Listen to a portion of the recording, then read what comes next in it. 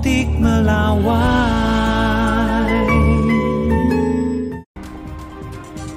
Wakil Presiden Gibran Rakabuming Raka mengunjungi warga terdampak kebakaran di tenda pengungsian di Penjaringan, Jakarta Utara.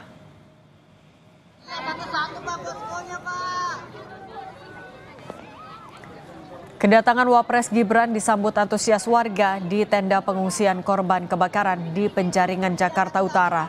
Wapres Gibran mengunjungi satu persatu tenda pengungsi dan menyempatkan diri berdialog dengan warga. Gibran juga memberikan buku dan alat tulis untuk anak-anak korban kebakaran.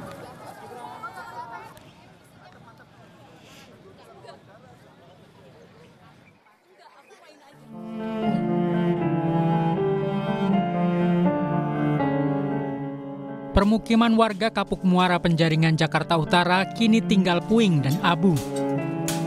3 hari pasca kebakaran di lokasi padat penduduk ini, ribuan warga masih bertahan di tenda pengungsian.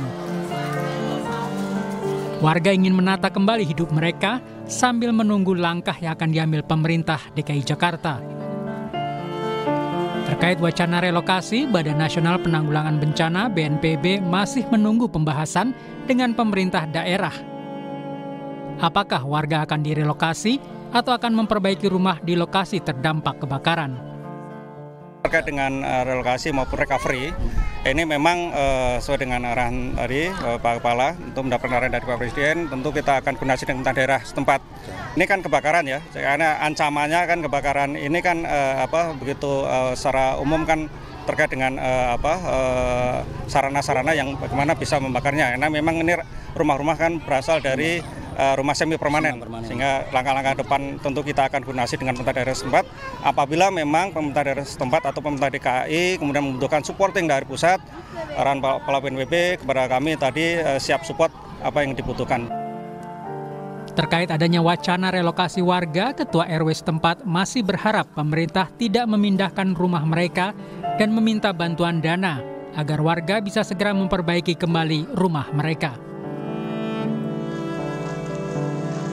Ia menilai relokasi tak bisa dilakukan dengan cepat, perlu adanya pertimbangan dan kajian yang matang.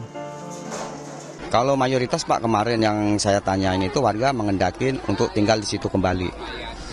Tenda penampungan ini udah ditutup, pasti akan kembali ke tempatnya masing-masing. Tapi kendalanya itu gimana cara dia membangun, biarpun itu dan gimana cara dia bisa cepat kembali dan rumah itu mungkin setidak-tidaknya itu bisa tertutup dan bisa ditempatin buat sementara.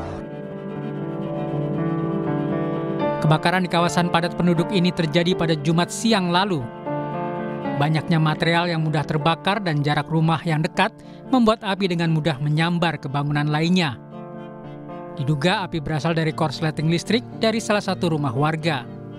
Total ada ratusan rumah hangus dan ribuan warga mengungsi akibat kebakaran ini. Tim Liputan Kompas TV.